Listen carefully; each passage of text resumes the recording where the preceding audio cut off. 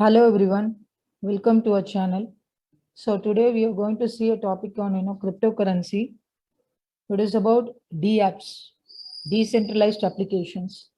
So the other names for this are DApps or DApps simply. So what is the meaning of decentralized application? First, you have to understand like what is centralized application. Centralized application means those are like applications which the users will be using, but it will be controlled by a single authority from the backend. Say like you use Facebook, Twitter, okay, Netflix, you take any platform, Microsoft Teams or for communication, or anything you take, right? Those are all like, an organization is controlling that particular application or product, but we have to register as a user and then we have to use it, right? So those are all called centralized application. So to use those kind of application on your computer or on your phone, you have to register as a user or register as a customer under their platform. Then you have to start using that. So where you'll be asked to provide your personal information, many things like that. So decentralized application, on the other hand, if you take, those are like digital applications or programs that just, exist or run on a blockchain, we can tell. Blockchain, and they can be mostly, used between peer-to-peer network computers.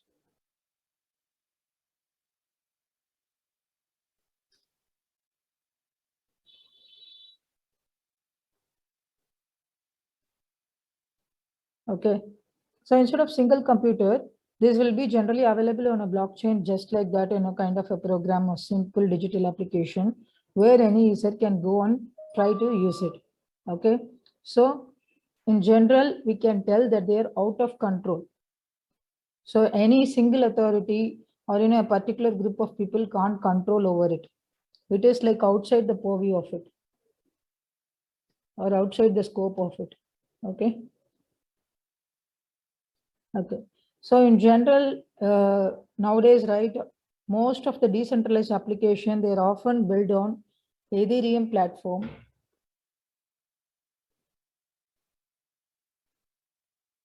So under this Ethereum platform, they are able to develop, kind of gaming, finance, social media, or, any kind of just communication kind of applications. For various purposes, people are able to develop this kind of digital applications or decentralized applications.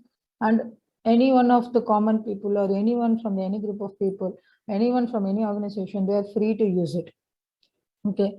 So instead of relying on, a particular subscription basis, or, you have to, if you take, for example, if you take Netflix, right, for to view certain content, you have to add some subscription, pay some fees and do it. Or, or if you you take any games, okay, up to some certain level, you'll be, able to, download and play it freely. But after some time, you want to reach some other level, okay, you would like to go and pay some fees, or you want to earn some credits and you want to earn some gold coin credits there, some points, game points you want to add more to, to enable, or sometimes some wait time will begin, right, before you reinitiate the next level. So those times you can pay and do. So those things are all the backend, it is controlled by the central authority uh, who will be the central provider for that kind of applications. But here it is not that. It's not that case. It is like free from their control. But again, if you take, these are also having, kind of pros and cons as well. So if you take, advantages on the first side, right, it will be like, so for pros, we can take user privacy is there always. So you don't need to, give all your, personal details or personal information to use this kind of apps. And it resists censorship. So why we tell, it resists censorship. So once you, sorry guys.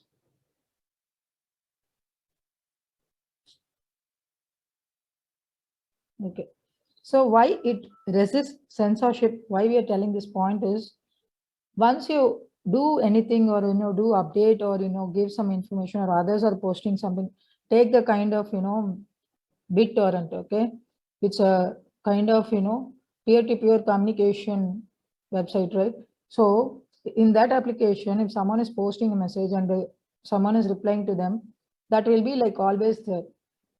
There is no way to go and censor it or go and delete it, do something over that. Once it is given on the blockchain platform, it is always available. Okay, so like that only. And it is a flexible platform, right? So as I told before, anybody can go and download it and use it. So for many innovative developers, okay, it just uh, gives a a kind of vast role where they can explore their development capabilities.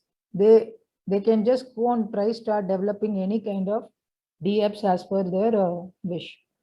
So the third point and the advantages we can tell is, it is a flexible platform for any kind of users, mostly developers.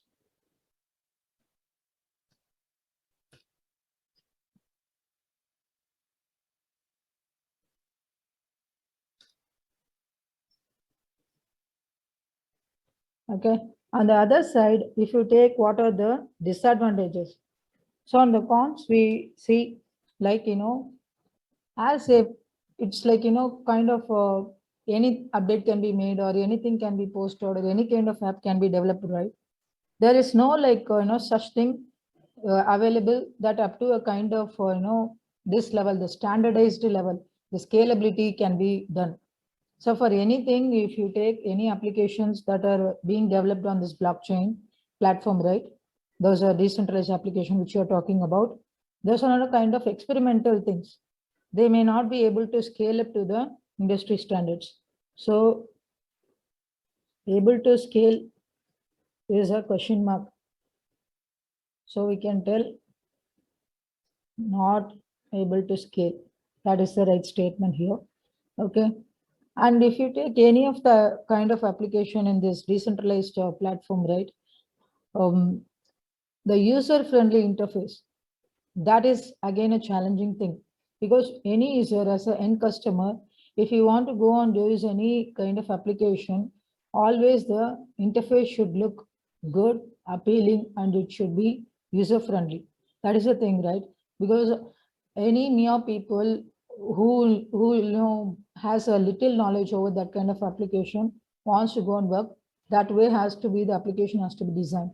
If you take a kind of popcorn time, it's again, it just came up to the level of Netflix, where they, came up with the kind of little similarity to the Netflix, but again, they did not come up very well. They had so many challenges in coming up in the industry, okay, due to some restrictions from big organizations.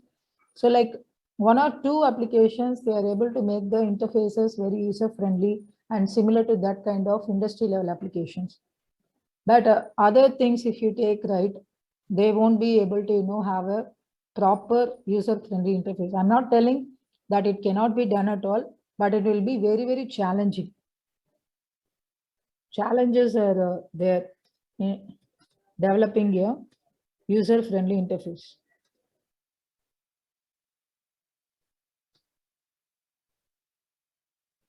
Okay.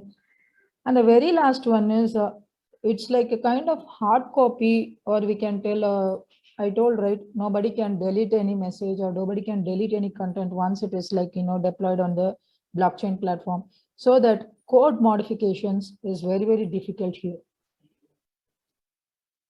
So like if you take normal things, right, say like take Facebook itself now, for example, it's a well-established thing, and WhatsApp also, it's like that. So if you see these kind of applications, right, okay, they will be like keep on updating things. They'll be like releasing version of their applications. Why so? Because they get the reviews from the customer, or they get some complaints from the customer. And since that backend, the whole control is with them, they will ask their own dev team to act upon those queries and how they can be addressed in better ways. They'll try to address all the things and they'll try to fix everything and they'll provide a updated version of the application. But this kind of decentralized application, on the other hand, if you take, they are like, they're just like you place it something on the blockchain platform. Okay. And anyone can go and access it, anyone can go and use it. So there is like, if you want to go into the last version where you think you are a dev, you developed a decentralized app and you place it on a Ethereum platform, be it like gaming. Okay. Somebody would have like made some more further changes. So from where you go and take that, get to know what changes have been done or how to rectify this. This is a latest issue I'm facing. So I want to fix it. There is no like kind of, standards are followed or, references there. So this is like, making the code modification really difficult here. So this is one of the biggest disadvantage here.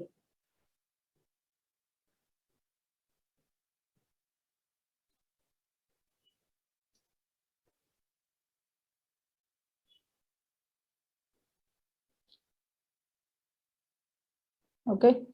Okay, guys.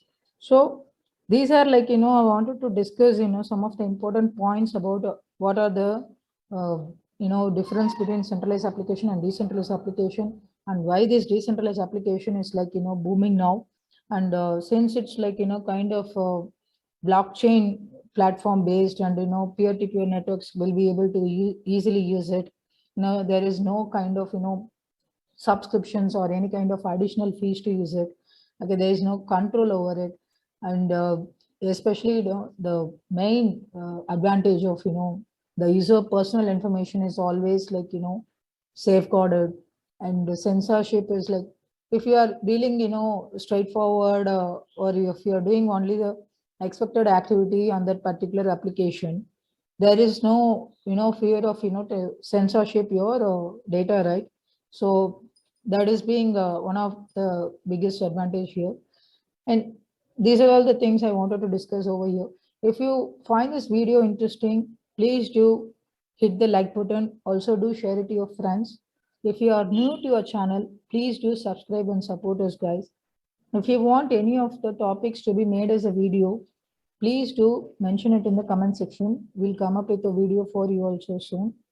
Thanks for watching now. All of you stay tuned for more videos. For now, it's a VK signing off. Bye.